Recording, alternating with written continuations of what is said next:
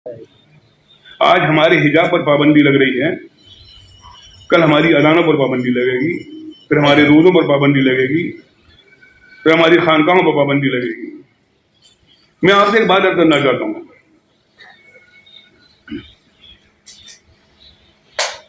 बात बहुत कड़वी सी है, बहुतों के हलक के नीचे नहीं उतरेगी। तकरीर के बाद तबसरे होंगे, यहां तो नहीं करने की हिम्मत है।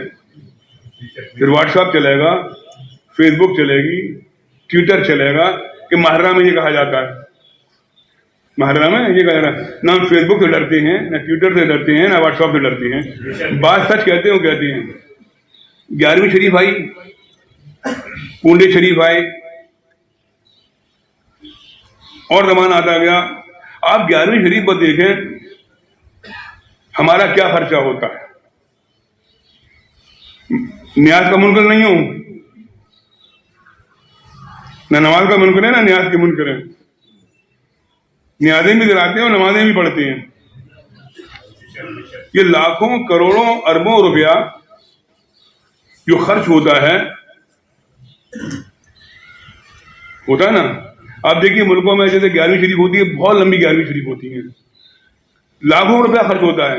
न्याज का हमको नहीं है, ये नुमाइश और नमूद के लिए होता है कि आज हमारे यहाँ सेठ के यहाँ न्याज हुई है, उन्होंने 1200 आदमी खिलाए, उन्होंने 1700 आदमी खिलाए, उन्होंने 2000 आदमी की दावत करी। उनके घर मुर्गा था, उनके घर बिरयानी थी, उनके घर खीर थी, उनके घर शीरमाल थे। शीरमाल खाए, मुर्गा खाया, खाकर चले गए। दूसरे तीसरे दिन सुबह खाया या रात में खाया, सुबह खत्म हो गया।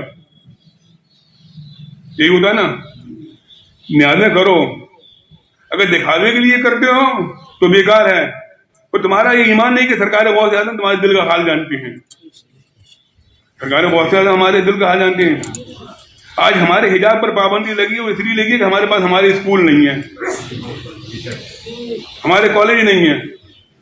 हिंदुस्तान में जितना पैसा हम चादरों पर, न्याजों पर, नुमाइश और नमूद के लिए खर्च करते हैं, अगर इस पैसे को एक एक शहर में जोड़कर अपने छोटे छोटे स्कूल बना दिए जाएं, छोटे छोटे कॉलेज बना दिए जाएं, तो हमारे हिजाब पर पाबंदी लगाने वाला कोई नहीं होगा।